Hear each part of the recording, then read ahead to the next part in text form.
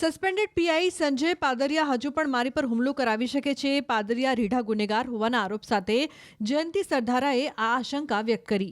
પોતાને સુરક્ષા મળે એવી રજૂઆત કરવા માટે સરદારધામના ઉપપ્રમુખ જયંતિ સરદારા રાજકોટ પોલીસ કમિશનર કચેરી પહોંચ્યા. અહીં મીડિયા સાથે સંવાદ કરતા દાવો કર્યો કે પાદરિયા મોટા ડોન હોય એમ એન્ટ્રી મારી રહ્યા છે. તેની માનસિકતા ગુનાહિત છે. પોતાના વિરુદ્ધ થયેલી ફરિયાદને પણ સરદારાએ ખોટી ગણાવી.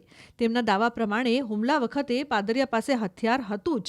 બુધવારે સંજય પાદરિયાએ જયંતિ સરદારા વિરુદ્ધ ફરિયાદ નોંધાવી છે, જેમાં આરોપ લગાવ્યો હતો કે સરદારાએ ખોડલધામ અને પોલીસ વિશે ઘસાતું બોલતા હતા. ના પાડવા છતાં તેઓ અટકવાને બદલે કોલર પકડીને ધક્કો મારવા લાગ્યા હતા. હાજર થયા પછી ગઈકાલે મારા ઉપર એમણે ગુનો દાખલ કરાવ્યો છે, તો એના માટે હું સીપી સાહેબને રજૂઆત કરવા આવ્યો છું. શું રજૂઆત છે? મારી રજૂઆત એવી છે કે સાહેબ, આ ગુનેગાર છે એ 9 દિવસ ફરાર હોય અને આવીને સીધા પોલીસ સ્ટેશને જામીન આપી દીધા અને મારી ઉપર ગુનો દાખલ કર્યો છે. અને હજી મને એવી દહેશત છે કે આ માણસ ગુના કરવામાં પંકાયેલ છે, જૂનો રીઢો ગુનેગાર માણસ છે અને હજી મારી ઉપર હુમલો કરાવે એવી મને દહેશત છે. ગુના તો નોંધાયા છે, પણ એનકેન પ્રકારે એ લોકોએ સંબંધો વગનો ઉપયોગ કરી અને એને રફે દફે કરી નાખેલા છે. જયંતિભાઈ, હાલ તમે ગુનેગાર છો, ગુનો નોંધાઈ ગયો છે, આરોપી સામેથી પોલીસ પાસે આવે છે. સાહેબ, હું ગુનેગાર છું જ નહીં. મારી ઉપર તો ખાલી ષડયંત્ર કરવામાં આવ્યું છે. મને તો ત્યાં મારી ઉપર હુમલો કર્યો અને હવે મારી ઉપર ફરિયાદ કરી છે, બોગસ ફરિયાદ છે. હું ગુનેગાર છું જ નહીં, મારે કંઈ બીવાની જરૂર નથી. એફઆઈઆર થઈ ચૂકી છે, હાલમાં તો તમે અત્યારે આરોપી છો. પોલીસ કમિશનર સાહેબને કહેશો કે મને બેસાડી દો અહીંયા? કાંઈ વાંધો નહીં. જો હું ગુનેગાર હઈશ તો મને બેસાડી દે, મને કાંઈ વાંધો નથી. તમે ધરપકડ ઓળખો? હા, ધરપકડ કરવાની હોય તો વરલીશ.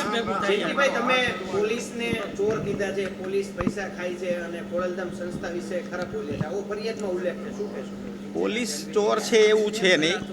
બધાય પોલીસ સરખા નથી હોતા. મેં માત્ર ને માત્ર પીઆઈ પાદરિયા વિશે કીધું હતું. પોલીસ ઉપર મને 100% ભરોસો છે, તો જ હું અત્યારે અહીં ઊભો હોય. તમે બોગસ ફરિયાદની વાત કરી રહ્યા છો, તો પોલીસ થોડી બોગસ ફરિયાદ કરે. સંબંધના દાવે ઘણી વખતે ખાતાના માણસ હોય અને થઈ શકતું એવું મારો અંદાજ છે. હું અત્યારે રજૂઆત કરવા આવ્યો છું. મને કહેશે તો હું હાજર થઈ જઈશ.